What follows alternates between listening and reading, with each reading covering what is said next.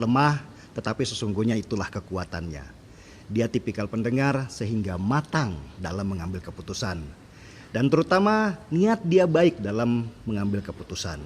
Dia punya visi besar untuk memajukan bangsanya, bukan memajukan perutnya, perut keluarganya, ataupun perut kroninya. Itulah kenapa sejak dulu saya selalu mengibaratkan kebijakan Jokowi dalam langkah-langkah catur untuk mempermudah menjelaskan analisa. Tapi itu pun tetap tidak mudah ditebak. Jokowi seperti punya plot twist yang gak ada habisnya dalam menjalankan kebijakan. Lama mengamati apa yang dilakukan Jokowi membuat saya sedikit memahaminya. Saya malah jadi lebih cerdas karena seperti berguru padanya dalam melihat sebuah masalah. Dari mengamati Jokowi lah saya belajar melihat dari banyak sisi sebelum mengambil keputusan apapun.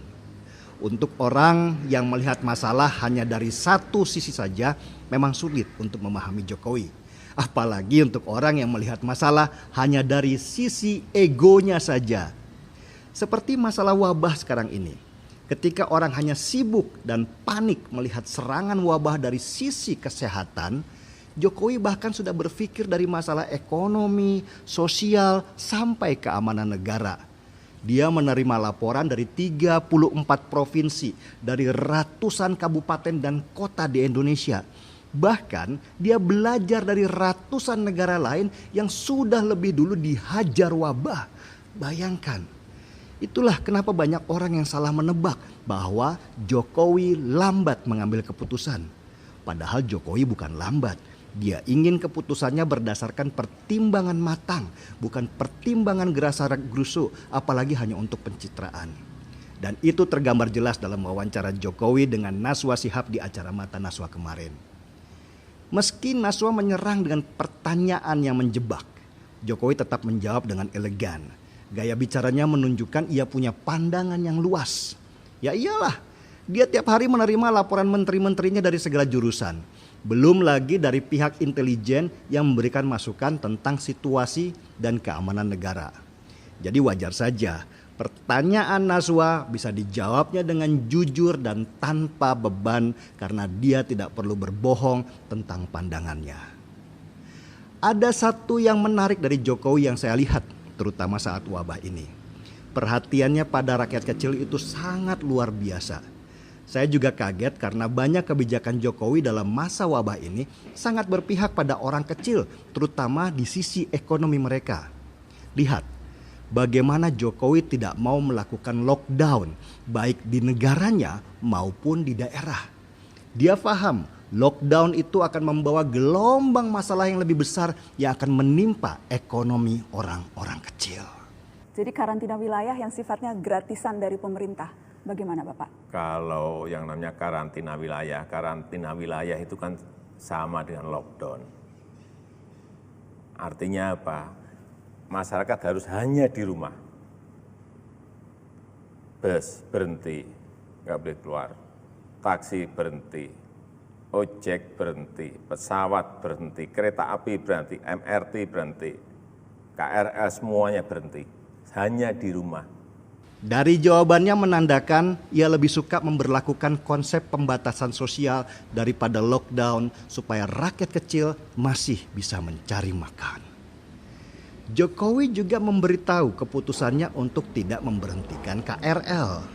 Kalau daerah-daerah mau mempersiapkan dan mau menanggung dari keputusan yang diminta itu akan kita berikan. Artinya pekerja harian yang naik KRL, buruh-buruh harian yang naik KRL,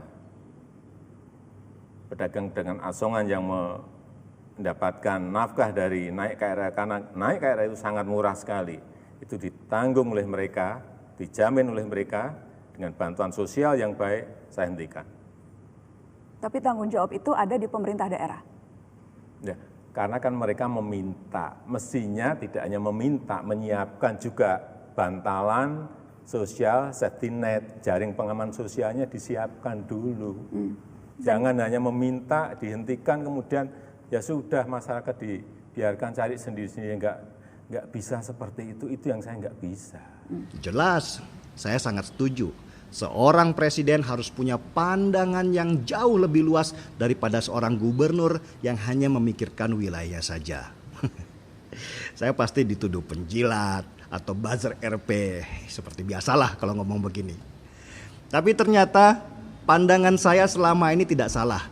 Karena bahkan seorang Prabowo Subianto, lawan politiknya saat kampanye kemarin pun punya pandangan yang sama dengan saya sesudah dia bekerja bersama dengan Jokowi. Untuk itu, kita sekarang bekerja sama dengan Presiden Republik Indonesia, Bapak Joko Widodo. Selama saya menjadi anggota kabinet beliau, saya bersaksi bahwa beliau terus berjuang demi kepentingan bangsa, negara, dan rakyat Indonesia. Saya melihat dari dekat cara-cara pengambilan keputusan beliau, dan selalu yang menjadi dasar pemikiran beliau adalah keselamatan rakyat yang paling miskin dan rakyat yang paling lemah. Saudara-saudara sekalian, juga saya melihat komitmen beliau untuk membersihkan pemerintah Indonesia dari korupsi. Di balik menurunnya dukungan para pendukung Jokowi hanya karena mereka merasa lebih pintar dari presidennya dalam menangani wabah, Prabowo justru muncul dengan dukungannya. Dan jelas dia lebih tahu apa yang terjadi di dalam istana dan seperti apa Jokowi dalam setiap rapat ketika menghadapi bencana. Keputusan Jokowi dalam menghadapi bencana wabah ini jelas mempertimbangkan banyak hal, terutama ekonomi rakyat kecil, karena merekalah korban terbesar ketika situasi sulit sedang terjadi. Mungkin itu muncul dari alam bawah sadar seorang Jokowi, karena kita tahu Presiden pernah berada dalam situasi ekonomi yang sulit dan miskin ketika dia kecil.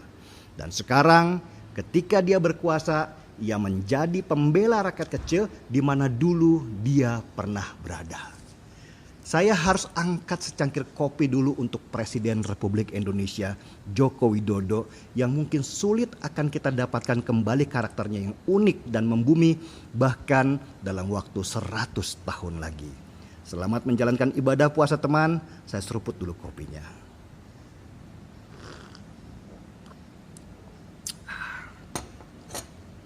Markibong, mari kita bongkar semua.